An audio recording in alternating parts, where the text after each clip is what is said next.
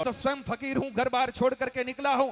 मैं चाहता हूं कि आप लोग यदि किसी साधु संत के शिष्य हो, गुरु कितने लोगों के बनाए हो, जरा हाथ खड़ा करना, साला ये भी भ्रम मिटे तो ठीक है। आप लोगों को या तो फिर ढकनी में नाक डुबो करके वो कर लेना चाहिए। गुरु बना लिया, उसके बाद आपको आरती याद नहीं, मंत्र याद नहीं। काय का गुरु? ऐसा गुरु भी क्या काम का? गुरु की जिम्मेदारी होती है। ओम जी आचार्य बहुत बड़े अनुभवी व्यक्ति बैठे हैं, जिनसे बहुत कुछ सीखा जा सकता है। अपने आप में एक महात्मा है, घूमती फिरती लाइब्रेरी है, जिनके शब्दों से यह देखा जा सकता है। लेकिन आपने गुरु बनाया और उसके बाद इतना कुछ सीख नहीं पाए गुरुओं से, मंत्र भी नहीं याद तुम्हें, कैसे तुम्हारी रक्षा होगी? एक चौकीदार, अरे छोड़िए जी चौकीदार को, एक कुत्ता होता, कुत्ते में तो समझते हो ना बढ़िया से। कुत्ता जो होता है ठंडी रोटी खा करके आपके घर की रखवाली करता है, करता कि नहीं करता है? नया व्यक्ति आता है तो भौंक करके घर वाले को उठा कर कहता, बारा दूसरा आया है, संभाल तेरी व्यवस्था को। कुत्ता भी इतना करता ठंडी रोटी खा करके। जिस महात्मा को आप हलवा खिलाते हो, उसकी जिम्मेदारी नहीं बनती है कि वो सबको आरती याद करवाए, वो मंत्र याद करवाए, वो परंपराएं याद करवाए। लेकिन आप लोग तो ऐसे हो कि जब गुरु पूर्णिमा आती है एक दिन, उस दिन एक नारियल लेकर के जाते हो, गुरुजी मंत्र दे डालो, और गुरुजी के पास भी उतना ही समय होता है। एक नारियल दिया और आपको कुछ न कुछ कहा और आप चले गए। बस उस दिन लिखाते हैं गुरु पूर्णिमा है, गुरु का फोटो लगा देंगे, उससे आपका मोक्ष हो जाएगा, कल्याण हो जाएगा। यह सबसे बड़ा भ्रम है। और या फिर जब मदर डे आता तो एक दिन माँ की फोटो लगाते हैं, उसके बाद माँ भले बीमार पड़ी है खाट पर, अस्पताल ले जाने वाला नहीं, दवा दिलाने वाला नहीं। कैसे काम चलेगा? कैसे जीवन बदलेगा? कैसे जीवन में परिवर्तन आएगा? मैं निवेदन कर रहा हूं आज, अभी ओम जी ने कहा कि मैं रहूंगा कि नहीं रहूंगा, लेकिन जो बातें कह रहा हूं इन पर ध्यान देना। मैं भी कह रहा हूं, शायद मैं भी इस दुनिया में रहूंगा कि नहीं रहूंगा, लेकिन ये बातें इतनी आपको कोई कहने वाला नहीं मिलेगा, क्योंकि बड़े बड़े कथाकारों को, महात्माओं को लगता मेरा पांडाल भरा है, जजमान पैसे दे रहा है, कथा हो रही, मेरी जय जयकार हो रही है, पैसे देने वाले की कमी नहीं, हाथ जोड़ने वाले की कमी नहीं, बुलाने वाले की कमी नहीं। मैं इनमें जाकर के क्यों झांकूं? जिम्मेदारी बनती है। इसलिए मैं चाहता हूं और कह रहा हूं आपसे, यदि आप उज्जवल भविष्य चाहते हो इस पूरे भारतवर्ष का, सनातन धर्म का, अरे छोड़िए धर्म और देश को, स्वयं का यदि भविष्य चाहते हो, तो बच्चों को आज कुछ याद करवाना, सिखाना शुरू कर देना, ताकि आने वाले समय में वो सनातन धर्म का कहीं न कहीं कंधा देने के लिए खड़े हो जाएंगे, अपने कंधे पर सनातन को ले लेंगे। लेकिन जिसको पता ही नहीं होगा कि धर्म क्या है, हम कहते हैं धर्मो रक्षिति रक्षिता, लेकिन इसकी व्याख्या क्या है? बोले हम धर्म की रक्षा करेंगे तो धर्म हमारी रक्षा करेगा। लेकिन कब? जब हम धर्म के बारे में कुछ जानेंगे। लोग कहते हैं धर्म परिवर्तन कर दिया इतने लोगों का, कोई माई का लाल आज दिन तक पैदा नहीं हुआ जो मुझे धर्म परिवर्तन करवा दे। छोड़िए, धर्म परिवर्तन तो बहुत बाद का विषय है, लेकिन आज दिन तक लोग कहते हैं, बोले महाराज क्या करें, हमारा तो माहौल ही ऐसा ही है कि सब लोग नशा करने लग गए। मैं मात्र एक ऐसा महात्मा हूं, इतने महात्माओं की साक्षी में कह रहा हूं आचार्य जी, मात्र एक ऐसा महात्मा हूं जिसके आश्रम में चाय नहीं बनती है, बाकी जितने आश्रम हैं वहां पर भी चाय पीते रहते लोग। और मेरे वहां मंत्री जी आए, तब उन्होंने कहा कि महाराज जी चाय हो जाए। मैंने कहा भारत का साधु मूर्ख कट्टर महात्मा हूं, इसलिए हमारे यहाँ चाय की कोई व्यवस्था नहीं है। यदि चाय पीनी है तो रोड पे खड़े होकर के चाय पिए आप, तो आपकी व्यवस्था करवाएंगे। यह अध्यात्म का केंद्र है, हमारी बाउंड्री के भीतर चाय प्रवेश नहीं कर सकती है। यदि मैं ऐसा करूंगा 10 लोग टूटेंगे, 2 लोग जुड़ेंगे, लेकिन 2 इतने तगड़े होंगे 10 पर भारी होंगे। आपको भी ये करना चाहिए। जहां मंदिर हो, जहां गुरुद्वारा हो, मठ हो, वहां पर इन नशों को बाहर निकालना शुरू कर दो। लेकिन क्या बताएं साहब, मेरा तो जीव रोता है, बहुत बार आत्मा रोती है। आप लोगों ने साधुओं को बिगाड़ करके नाश कर दिया बेचारों का। कोई मरता है या कोई विवाह होता, बाप जी हता ही है, आप पधारना। बाप जी का वहां क्या काम है भैया, जरा बताना। जितने भी यहां पर बैठे हो कान खोल करके सुन लो, हताई में किसी महात्मा को बुलाने की हिम्मत मत करना, और यदि करी और मुझे पता चला तो सबकी ऐसी तैसी करके धर दूंगा। यह ध्यान रख लेना। महात्मा का काम है सत्संग में आकर के हमारा दिशा निर्देश करे, हमें अच्छा मार्ग बताए। हताई करने के लिए, अमल खाने के लिए तुम भी पर्याप्त हो, महात्मा की क्या जरूरत है? आता है महात्मा, सारे लोग बैठे हैं, ला करके एक पथन्ना बीच में पटक करके बाप जी बैठो, और फिर बाप जी बैठते हैं। फिर बाप जी एक थैले से चिलम निकालते हैं, बोले बेटा चिलम भर ला, धर्म बच जाएगा इससे। युवान पीढ़ी तो सोचेगी शायद यही ठीक है, इससे धर्म आगे बढ़ता होगा, और युवान पीढ़ी का सत्यानाश कर दिया। और यहां पर बहुत सारे लोग बैठे हैं दक्षिण भारत, मैं जाकर के आया वहां, और मुझे ज्यादा बार जाना पसंद भी नहीं, कभी कभार जाता हूं, तो देखा मैंने वहां पर लोगों ने पैसा बहुत कमाया, लेकिन अफीम यहां से ज्यादा वहां चलता है। आपको नहीं लगता है ये आपका दुर्भाग्य है कि वहां पर भी ये चीजें चल रही है? समाज, कोई भी समाज हो, नशे से बाहर नहीं आएगा तब तक वो समाज कभी विकास नहीं कर पाएगा। जब तक पढ़ा लिखा नहीं होगा तब तक वो समाज कुछ नहीं कर पाएगा। इसलिए अपनी संतानों को पढ़ाओ और नशे से बहुत दूर रखो और संस्कारों से अपडेट रखो। आपको समय कहां है? आप तो व्हाट्सएप और फेसबुक पर जो टिप्पणियां नहीं करनी वो करते हो। अरे भैया, कई बार ऐसी बातें लोग कहते हैं, प्रधानमंत्री अब की बार कौन बनेगा, मुख्यमंत्री अब की बार कौन बनेगा? जरा कमेंट करो, तुम्हारे कमेंट से कोई प्रधानमंत्री बना है? कोई मुख्यमंत्री छोड़िए, कोई चपड़ासी बना है क्या? तो फिर ये मूर्खता पूर्ण बातें नहीं है तो क्या है? आपको टिप्पणी ऐसी करनी चाहिए, पूरा विश्व मेरी टिप्पणी पढ़ता है, इसका परिणाम क्या आ सकता है ये मुझे करना चाहिए। किसी को भी कुछ भी लिखते हो, हमारा भारतीय संस्कृति कहती है कि भगवान कृष्ण ने जो उपदेश अर्जुन को किया था गीता के 18 अध्याय में 700 श्लोक में, वो वाणी आज भी हमारे आभा मंडल में गुंजायमान है। और वैज्ञानिक कह रहे हैं आने वाले समय में रिकॉर्ड करके ला करके दे देंगे आपको। विचार करो, आप जो बोलते हो यह आभा मंडल को दूषित करता है, आप जो क्रियाएं कर रहे हो यह हमारे पूरे आभा मंडल को दूषित करने का कार्य करते हैं। इसलिए आप बोलो उससे पहले तोलो, सोचो, करने जैसा है तो करूं, कहने जैसा है तो कहूं, तो जाकर के कहीं ना कहीं संस्कारों को बचा पाओगे। आपको मेरी बात ना भी अच्छी लगे, कोई बात नहीं, क्या कर लोगे, मेरा क्या उखाड़ सकते हो बताओ? आप मुझे बुलाओगे नहीं, इससे ज्यादा कुछ नहीं कर सकते हो, ये मुझे पहले से पता है। और मैं स्वयं इतना व्यस्त रहता हूं कि मुझे ज्यादा समय नहीं मिलता कि मैं इंतजार करूं कि मुझे कोई बुलाएगा। मैं तो अब चाहता हूं इस अवस्था में, करीब करीब मेरे जीवन काल की 38 वर्ष की यह संन्यास की यात्रा है, जिसमें मैं करीब 44 वर्ष का हो रहा हूं। अब मैं भी चाहता हूं कि मैं आत्म कल्याण के लिए कुछ कार्य करूं, भागा दौड़ को थोड़ा कम करूं। लेकिन यदि आप में यदि इतने वर्षों के बाद में भी आरती के नाम पर हाथ खड़ा ना हो, मंत्र के नाम पर बात खड़ी नहीं हो, कोई कुछ कहा नहीं जाता हो, तो मुझे लगता है सनातन का दुर्भाग्य है, हिंदू का दुर्भाग्य है। और साथ साथ कहना चाहूंगा, साधु संतों की जिम्मेदारी है कि थप्पड़ मार करके भी सिखाए, लेकिन सिखाए। और यदि नहीं सिखाता है तो ऐसे महात्माओं को मानना बंद करो, बहिष्कार करो कि ऐसे महात्मा को नहीं मानेंगे जो हमारी संस्कृति को नहीं रख सकता, जो हमारी आने वाली भावी पीढ़ियों को सुरक्षित नहीं कर सकता। ऐसे साधुओं को मानने से इनकार करते हैं, ताकि साधु भी सुधरेगा, उसको भी लगेगा कि समाज अब मुझे नकारने लग गया है, इसलिए मुझे विद्वान होना चाहिए, शास्त्र का जानकार होना चाहिए। आपसे क्या पूछें, मन बहुत करता है कभी कभी। मैं सभी लोगों के बीच जाता हूं, ओम जी आचार्य जैन समाज के बीच जाते, मैं भी बहुत जैन समाज के बीच जाता हूं। जैन समाज मुझे बहुत ध्यान से सुनता है और कहते हैं कि महाराज जी आपसे ज्यादा कोई फर्स्ट हमारी दृष्टि में मोटिवेशन नहीं है, इसलिए हम आपकी बात को सुनना चाहते हैं। तो मैं निवेदन करना चाहता हूं, मेरे लायक तो यहां श्रोता नहीं बैठा, नहीं तो हिला करके रख दूं, लेकिन आप लोगों से निवेदन करना है, यदि धर्म को करवट देना है तो अपने आप को सजग करो। भजन चलते रहेंगे, गाने चलते रहेंगे, दुनिया चलती रहेगी, लेकिन स्वयं को सुधारना शुरू करो। और यदि कर दिया तो बहुत बड़ा एक परिवर्तन आने वाला है। और उस परिवर्तन के साथ आपको चिल्लाना नहीं पड़ेगा कि हिंदू राष्ट्र बनाना। कई बार लोग कहते हैं, बोले महाराज जी हमको आरक्षण नहीं मिल रहा है, हमने कहा भीख मांगना बंद कर दो। बोले तो क्या करें, हमारी नौकरी कैसे लगेगी? हमने एक ही बात सीखी है गुरुजनों से, बोले कोई लकीर खींची भी है, उससे बड़ी लकीर करनी है तो उस लकीर को मिटाने की जरूरत नहीं, अपने वाली को लंबी कर दो। आप इतनी पढ़ाई करो कि सारा समय आकर के आपके सामने नतमस्तक हो जाए। जिस समय में निकला था छोटा सा था, हमारे इर्द गिर्द ऐसे लोग नहीं थे, फिर भी एक चिंतन मंथन ऐसा रहा कि आज भगवान की कृपा से देश विदेश में सब जगह बोलता हूं और लोग बड़ी श्रद्धा से सुन लेते हैं। और लाखों लाखों लोग, ये तो मुट्ठी भर लोग हो, 5-5 लाख लोगों में बोला हूं, एक साथ देखे भी नहीं होंगे आप लोगों ने।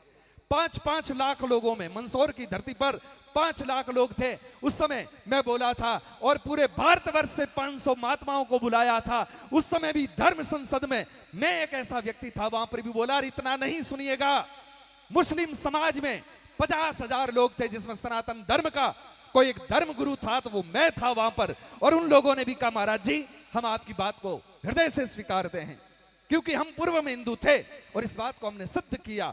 आप लोगों से भी विनम्र प्रार्थना करता हूं, अपने आप को जगाओ, उदिष्ट जागृति प्राप्य वरानन बोध, आप उठो जागो और अपने आप को तैयार कर दो। बोले महाराज भजन हो गया, जागरण हो गया, हमारी बात पूरी हुई नहीं। बच्चों ने भागा दौड़ करी है, इतना बड़ा टेंट लगाया है, इतने महात्माओं को बुलाया है, तो आपकी जिम्मेदारी बनती है कुछ न कुछ चुन करके ले जाओ। और अगली बार जब हम लोग आए ऐसे मंच पर, मुझे तो आश्चर्य होता है कि आप बरसों से महात्मा आ रहे, मैं तो दूसरी बार ही आया हूं, लेकिन आप लोगों को कुछ याद नहीं था। तो मुझे लगता है कि जितने महात्मा आए वो क्या कर रहे थे यहां पर, और आप लोग भी क्या कर रहे थे, कहां थे।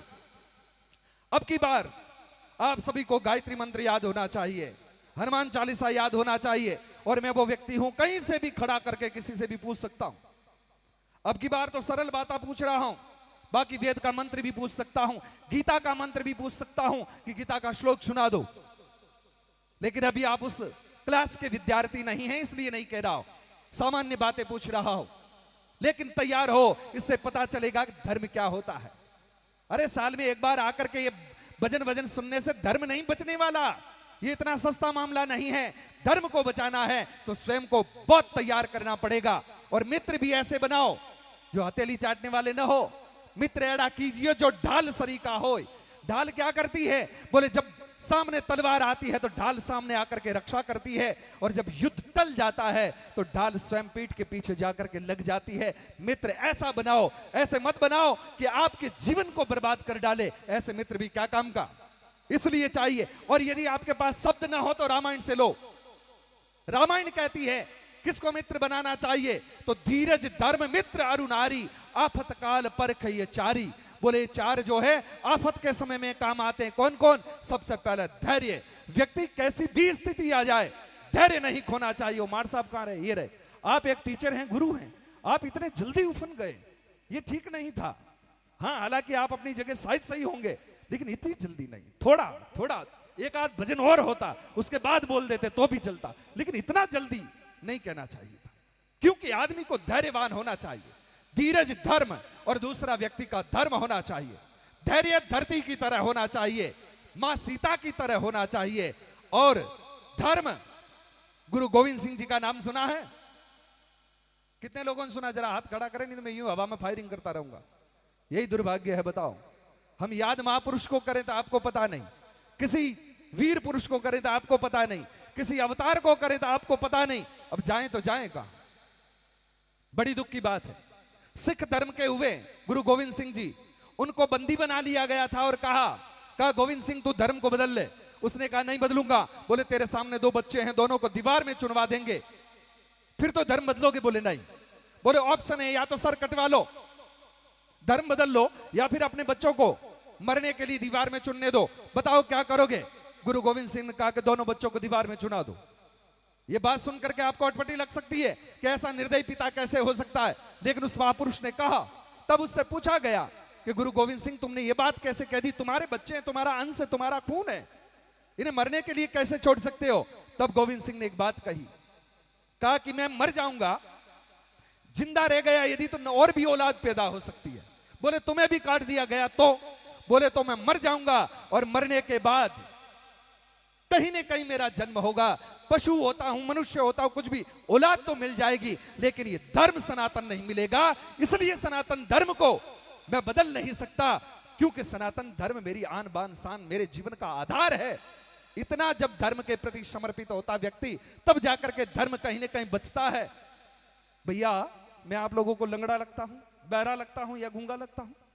ठीक ठाक ही हूं। घर पर होता तो मैं भी कमा करके खाता, क्योंकि मेरे भाई भी खा रहे हैं, वो भी भूखे नहीं तो मैं भी ये करता। लेकिन हमारे में संस्कार वो रहे उस काल में भी कि कुछ नया करना है, और इस अध्यात्म मार्ग पर चल पड़ा। उसके बाद इतना कुछ देखा, इतना कुछ बोला। भारत के बड़े बड़े शंकराचार्य, बड़े बड़े जगतगुरु, उन लोगों के सामने जब बोलता तो उन लोगों को भी लगता है, बोले ऐसे महात्मा यदि 50 एक हमको मिल जाए तो भारत की पूरी दिन दशा को बदल करके रख दें। लेकिन करें क्या? तैयारी नहीं। महात्माओं को भी अपने आप में बदलने की जरूरत है।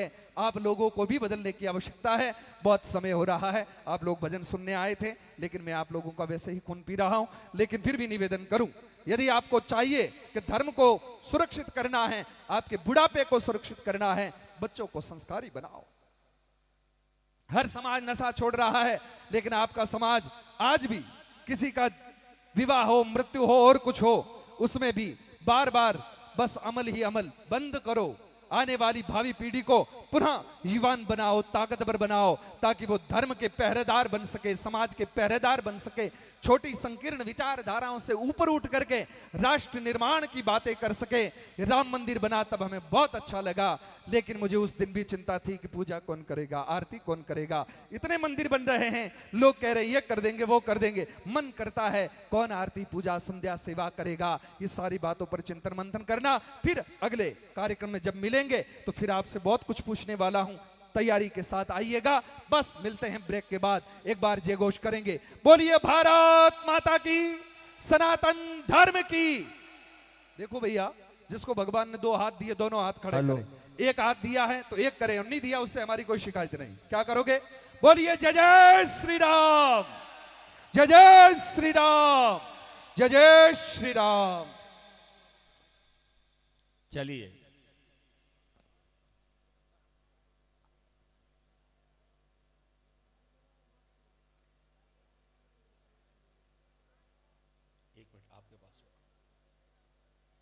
अभी हलचल बंद करें, आवाज खोल बेटा, हलचल बंद करें। एक बार दोनों हाथ ऊपर करके तालियां बजा दीजिएगा गुरुदेव के लिए।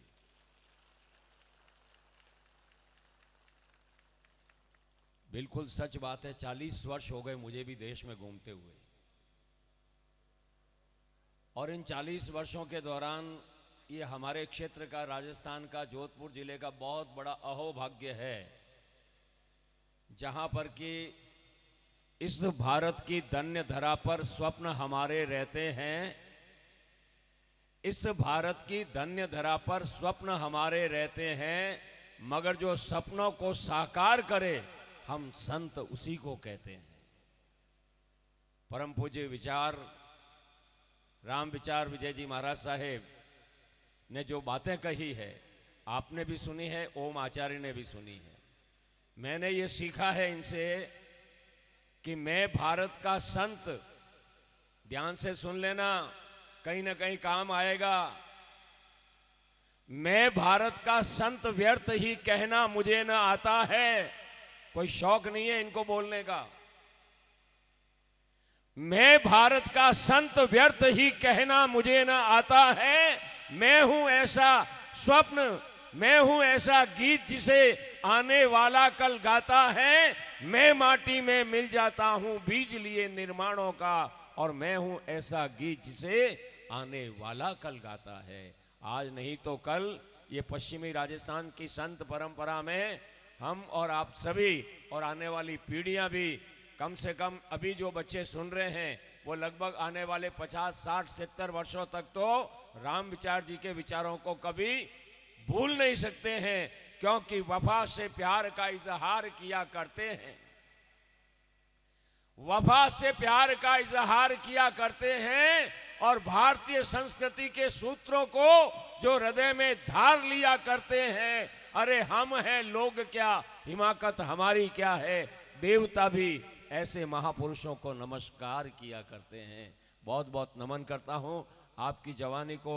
मैं जो है इस वक्त अपने जीवन के तमाम अनुभव और साधना जो कुछ भी प्राप्त की है आपके चरणों में समर्पित करता हूं, और परमात्मा से विनती करता हूं कि आपकी ऊर्जा से इस देश की जवानी को बल मिले, ताकत मिले, और हम सभी जो है धर्म बुद्धि की ओर प्रस्थान करते हुए अपने जीवन को प्रकाशमान कर सकें।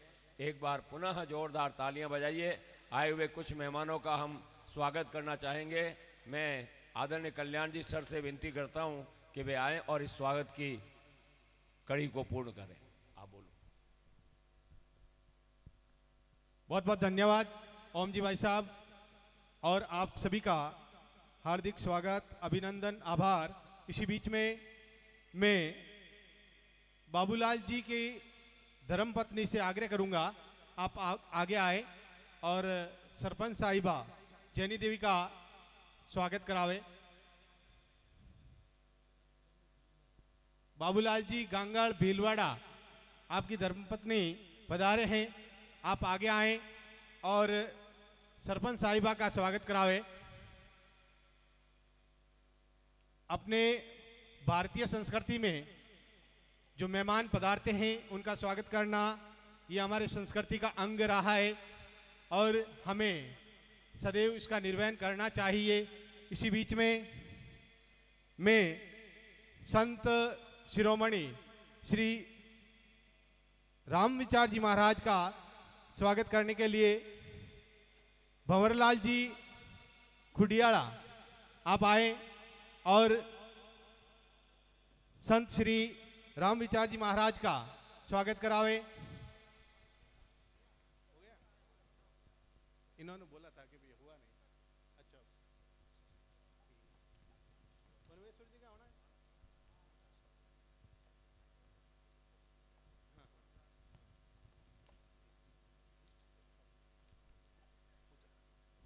समदर जी बागोरिया माता जी के पुजारी, आपका स्वागत के लिए भंवरलाल जी आए।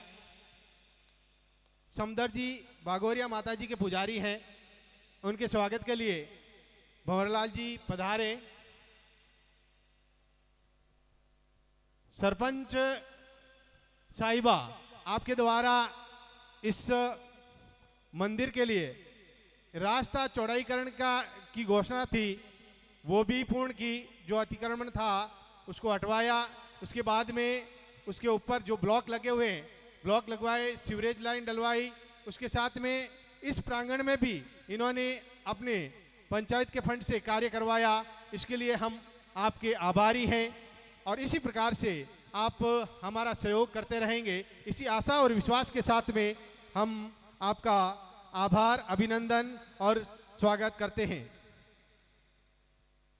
इस गांव के जितने भी समाज के लोग हैं उनका भी यहाँ जब भी मेला होता है, सत्संग होती है, उसमें पूर्ण सहयोग रहता है। इसीलिए सभी ग्रामवासियों का इस मंच की ओर से और मां बायण भक्त मंडल सालुड़ की ओर से आप सभी का हम तहे दिल से, हृदय की अनंत गहराइयों से हम आपका हार्दिक स्वागत और आभार अभिनंदन करते हैं। आप इसी प्रकार से हमारा सहयोग करते रहेंगे, ये कार्य सुचारू रूप से चलता रहेगा।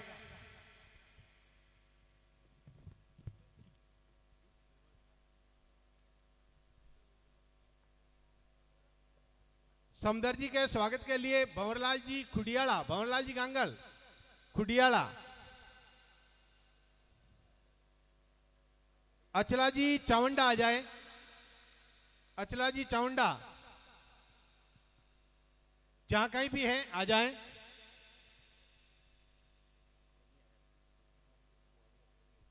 मुकनाराम जी सुवालिया आप आ जाएं। समदर जी का स्वागत के लिए मुकनाराम जी सुवालिया। समय का अभाव है, बीजाराम जी पिचियाक आप आ जाएं। समदर जी का स्वागत के लिए बीजाराम जी पिचियाक, बीजाराम जी गांगल पिचियाक। समय का अभाव है, आप कृपया ध्यान रखें। महेंद्र दास जी महाराज का स्वागत के लिए आगे, अचल जी भी आगे, बीजाराम जी भी आगे। महाराज श्री महेंद्र दास जी आप राम विचार जी के साथ पधारे हैं, आपका स्वागत करेंगे अचलाराम जी। महेंद्र दास जी महाराज का स्वागत अचलाराम जी।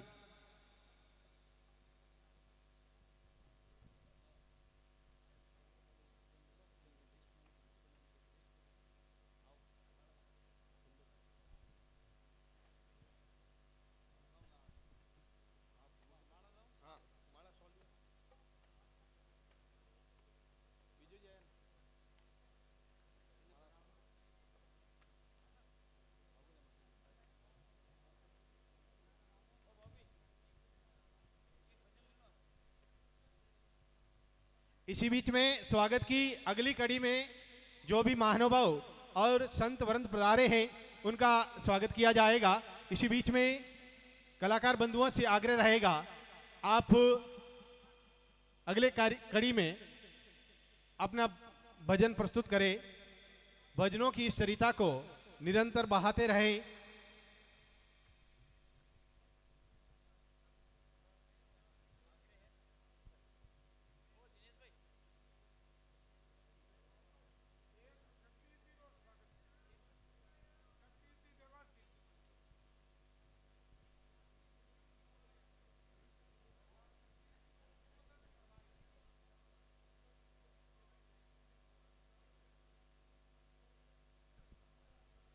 स्वागत की इसी कड़ी में जगदीश जी खाराबेरा जो भाजपा प्रदेश मंत्री, इनका स्वागत करने के लिए नारायण जी भीलवाड़ा, समय का अभाव है, जो स्वागत के लिए जिनका नाम लिया जा रहा है वो जल्दी पधारें और महानुभावों का स्वागत करावे।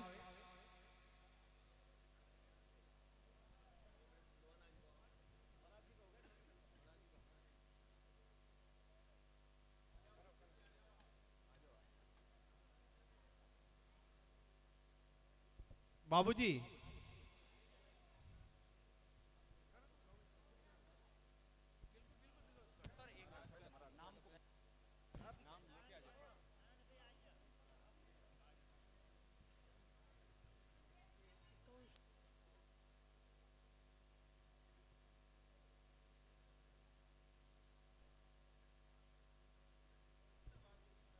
₹5100 चौथाराम जी गांगड़ बुजावड़ आपकी तरफ से आपने अपने खून पसीने की कमाई माँ बायन के इस दरबार में भेंट की। आपको भगवान खूब धन लक्ष्मी सुखी निरोग रखे। हमारे बीच में राजेंद्र भारती जी महाराज एलाना मंच जालोर आपका स्वागत करने जा रहे हैं।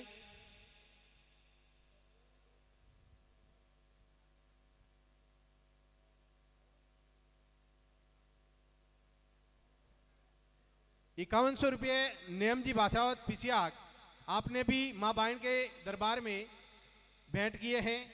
₹5100 हरीश जी फालका आपने भी माँ बायन के दरबार में भेंट किए हैं। ₹2100 भारत जी गुमान जी पाल आपने भी माँ बायन के इस दरबार में भेंट किए हैं। ₹2100 नेम जी खंगार जी गांगड़ आपने भी माँ बायन के इस दरबार में अपनी खून पसीने की गाड़ी कमाई को भेंट किया है।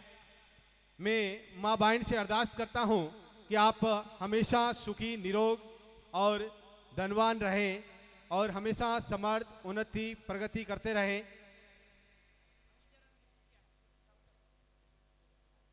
जगदीश जी खाराबेरा का स्वागत बीजाराम जी पिचियाक आपसे निवेदन रहेगा, आप हमारे समाज के लाडले और इनके दादाजी का जो समर्पण था समाज के प्रति, उसको यदि याद करें तो अतुलनीय है। आपका स्वागत हो रहा है। इनके दादाजी ने समाज के लिए अपना पूरा जीवन खपा दिया और अब भी ये तीसरी पीढ़ी है जो समाज के लिए जितना हो सकता है, बन पड़ सकता है, देते हैं। और सदैव जो भी व्यक्ति इनके पास में कोई अपनी कार्य के लिए जाते हैं या अपनी शिकायत को लेके जाते हैं तो ये जितना बन पड़ सकता है उतना करते हैं और बहुत ही धैर्यवान और निर्मल छवि के व्यक्ति हैं। भाई साहब का स्वागत। अब आपके बीच में जगदीश जी खाराबेरा आपको अपने श्रीमुख से कुछ 2 शब्दों से आपको लाभान्वित करेंगे।